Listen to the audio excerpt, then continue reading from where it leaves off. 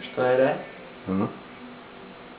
Tak jdeme dělat ještě jednu strouhanku, ale rozhodli jsme se tam přidat ještě trochu víc surovin. Tady máme pomeranč, tak akorát zralé, okurka, no to spíš bývalá okurka,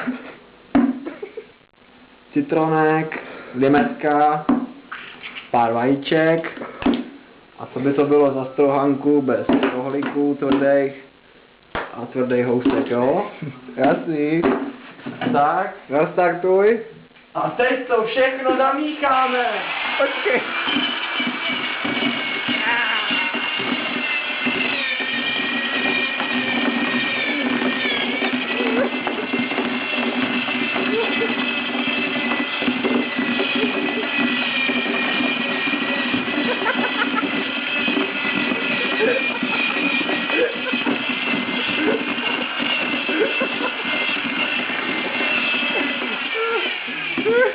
Tak.